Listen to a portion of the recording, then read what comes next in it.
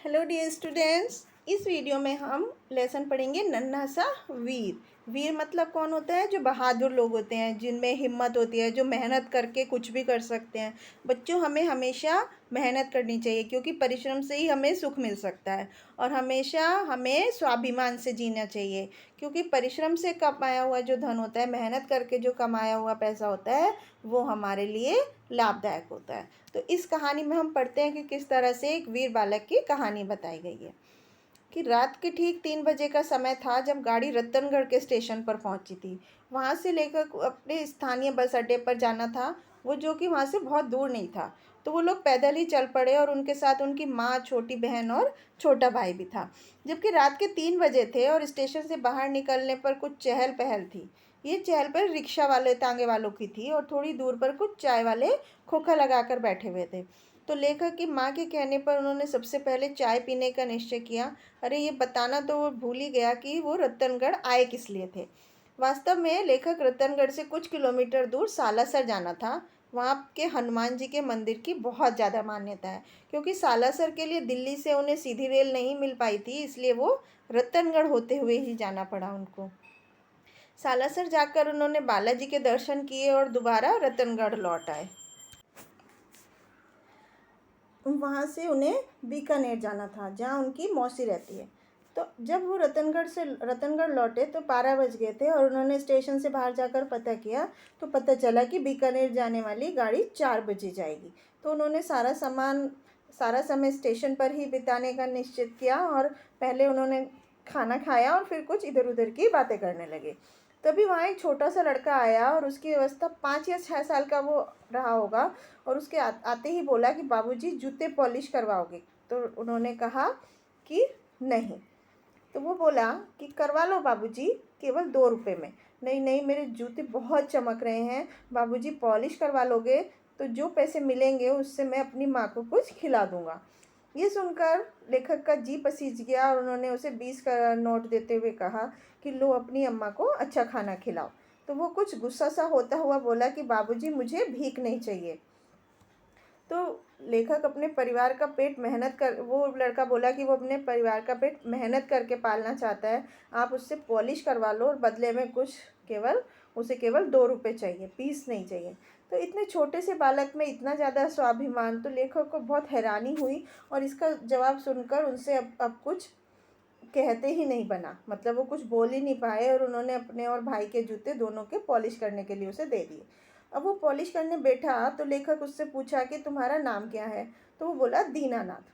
वो पॉलिश की डिब्बी खोलता हुआ उसने बताया। तो दीनों का नाथ इस दशा में उसने प्रारंभ को मन में कोसते हुए सोचा कि भाग्य भी हमारे साथ कैसा कैसा मजाक करता है कि दीनों का नाथ अनाथ घूमता है और गरीब दास महलों में ऐश करता है।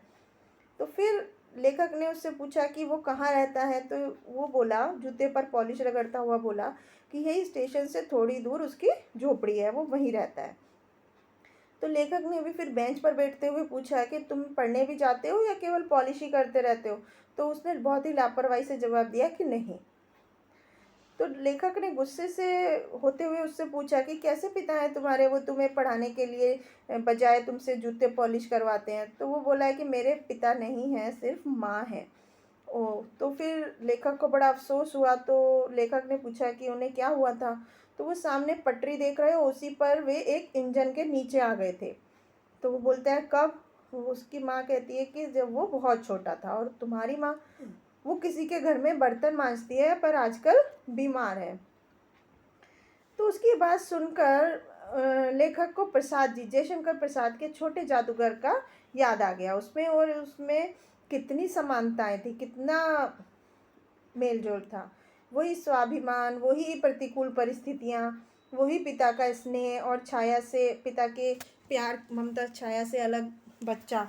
तो जयशंकर प्रसाद जी ने अपने छोटे जादूगर के विषय में कहा था कि बालक को ज़रूरत ने कितना जल्दी चतुर बना दिया। यही तो संसार है कि मतलब जब बच्चे पर मजबूरी पड़ जाती है, उसके माँ बाप नहीं रहते हैं, माँ को कितना मजबूरी करना पड़ता है, मजबूरी में काम करना पड़ता है, तो बच्चा कितना जल्दी ही चतुर बन जाता है।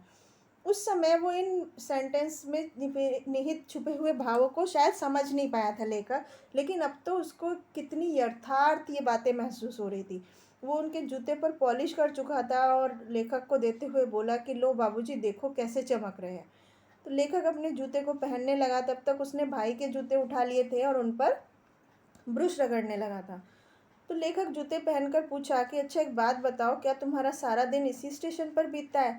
वो बोला कि हाँ बाबूजी, वैसे वो दिन में एक बार घर जरूर जाता है कि क्यों? वो कहते हैं खाना, अरे बाबूजी खाना नहीं खाऊंगा क्या? पर अभी तो तुम कह रहे थे कि पैसे मिलेंगे तब तो कुछ तुम घर लेके जाओगे। हाँ वो कह रहा था कि माँ बीमार है ना, नहीं तो वो खाना बना कर रखती है। ओ इलाज करवा रहे हो उनका, खाने के लिए पैसे मिल जाए वही बहुत है बाबूजी, इलाज के लिए तो बहुत पैसे चाहिए। फिर भी कुछ दवा तो दिलवाई होगी। तो वो बच्चा बोलता है कि वहाँ, हाँ पास ही में एक सरकारी डिस्पेंसरी है, वहाँ से दवाई ला देता हूँ। तो अब तक भाई के जूते भी वो पॉलिश कर चुका था और उसने जूते उसे पकड़ा दिए। उसने जेब से 5 का नोट निकाला और उसे दे दिया। उसने अपने झोले से 1 रुपये का सिक्का निकाला और कुछ गर्वित सा होते हुए कहा कि लो बाबूजी। तो लेखक ने सिक्का पकड़ा ही था और वो थैला उठाकर तुरंत 9 2 11 हो गया, मतलब वहाँ से चला गया। तो लेखक ने सोचा शायद माँ से मिलने के लिए वो बहुत ज़्यादा उत्सुक होगा। उसके बाद लेखक स्टेशन पर इधर उधर घूमता रहा और रह रहकर उसी की याद आती रही कि इतना छोटा सा बच्चा कितनी जल्दी बड़ा हो गया। 4 बजे उनकी गाड़ी आई और वो बीकानेर के लिए चले गए। वो वहाँ हफ्ते भर रहे और फिर दिल्ली वापस लौटने का कार्यक्रम बनाया। लेकिन वहाँ भी जब कभी कभी उसे ये बात याद आ ही जाती थी कि जिस दिन वो सुबह गाड़ी में बैठे तो अचानक उसका याद आ गया। और जब गाड़ी रतनगढ़ स्टेशन पहुंची तो वो खिड़की से बाहर देखने लगे तो अचानक से उसकी नज़रें लेखक की उनसे ढूंढ रही थी और वो उन्हें कहीं दिखाई नहीं दिया। और जब लेखक गाड़ी से उतरकर उसे ढूंढने लगे तभी उन्हें उसकी पेटी दिखाई दी और वो एक बेंच के पास रखी हुई थी। लेखक उसके पास गए और अचानक वो आया और उन्हें देखते ही उछल पड़ा, अरे आप यहाँ, आप तो चले गए थे ना? तो वो लेखक बोलता है कि हाँ मैं तुमसे मिलने आया हूँ। वो कहता है मुझसे मिलने? हाँ तुमसे क्यों? तो वो कहता है कि इसे क्यों का मैं कोई उत्तर नहीं दे सकता। कि बात बदलते हुए वो बोलता है कि अच्छा कहाँ गए थे तुम? तो उसने एक व्यक्ति की इशारा करते हुए कहा कि मैं उधर उन बाबूजी के जूते पॉलिश कर रहा था। तो तुम्हारी पेटी तो यहीं पड़ी थी, कोई उठा कर ले जाता तो? वो बोला कौन लेकर जाता, और ले जाने को इसमें रखा ही क्या है, क्यों इसी से तो तुम्हारी जीविका चलती है। तो वो कहता है कि वो बात बदलते हुए बोलता है कि अब आप कहाँ जाएंगे बाबूजी? कि दिल्ली, वहीं मेरा घर है। और अरे ये बताओ अब तुम्हारी माँ कैसी है, कि पहले से ठीक है, इलाज करवा रहे हो? तो वो कहता है कि हाँ। फिर लेखक का दिल में फिर दया भर के आई और उन्होंने जेब से 100 का नोट निकाला और उसे देना चाहा। लेकिन लेखक हाथ में 100 का नोट देखकर वह बोला बाबूजी पॉलिश करवाओगे? तो लेखक उसकी बात समझ गया था और उसने झट अपने जूते उतार कर उसे दे दिए और पॉलिश करते हुए वह चुप ही रहा। शायद वो उनका विचार भाप गया था कि अब लेखक उससे 100 रुपये देना चाहता था। शायद इससे उसके स्वाभिमान को चोट पहुंची थी। और फिर भी पॉलिश करवाने के बाद जब लेखक ने उसे 100 रुपये का नोट देते हुए कहा कि लो मेरे पास खुले नहीं है, शायद तुम्हारे पास भी ना हो तो तुम इसे रख लो। उसने लेखक के हाथ से 100 का नोट लिया और भागता हुआ चला गया। तो लेखक एकदम स्तब्ध रह गया, एकदम शांत हो गया। और तभी इंजन ने सीटी दे दी और वो इंतज़ार करना ठीक नहीं समझा और अपने डिब्बे की ओर बढ़ चला। और लेखक डिब्बे में चढ़ ही रहा था कि गाड़ी चल पड़ी है और अचानक से उसकी आवाज़ सुनाई दी कि बाबूजी बाबूजी कहता हुआ वो दौड़ के आ रहा था उनकी तरफ। और जब वो थोड़ा पास आया तो उसने पूछा कि क्या बात है? तो वो बोला कि आपके 98 रुपये मैंने कहा तुम ही रख लो। लेकिन वो बोला नहीं बाबूजी, मुझे केवल मेरी मेहनत के पैसे चाहिए। वो बच्चा कितना ज़्यादा स्वाभिमानी था। लेखक जानता था कि वो ये रुपये नहीं रखेगा और रेल के साथ साथ दौड़ रहा था और रेल की स्पीड भी अब बढ़ चुकी थी। तो लेखक ने हाथ बढ़ाकर उससे रुपये ले लिए और रुपये लेते ही उसने दौड़ना बंद कर दिया और वहीं हाथ हिलाकर मुझे विदाई देने लगा। तो जब तक वो ओझल न हो गया, ओझल मतलब आंखों से दिखाई देना बंद नहीं हो गया, तब तक लेखक उसे ही देखता रहा। उसका वो नन्हा सा चेहरा आज भी लेखक की आंखों के सामने आ जाता है। और कितना तेज था उसके चेहरे में, कितना ज़्यादा स्वाभिमान था, कितनी आत्मनिर्भर रहने की इच्छा थी। सचमुच वो एक नन्हा सा वीर था जो जिंदगी के थपेड़ों, मुसीबतों और कठिनाइयों का सामना वैसे ही वीरता से कर रहा था जैसे कोई सैनिक युद्ध क्षेत्र में करते हैं। अर्थात जिस तरह से सैनिक युद्ध क्षेत्र में हमेशा वीरता के साथ खड़े रहते हैं, इसी तरह से वो भी अपने जीवन की परेशानियों का साहस के साथ सामना कर रहा था और स्वाभिमान के साथ अपना जीवन यापन कर रहा था। तो बच्चों, हमें भी हमेशा स्वाभिमानी होना चाहिए और मेहनत करने से कभी भी पीछे नहीं हटना चाहिए।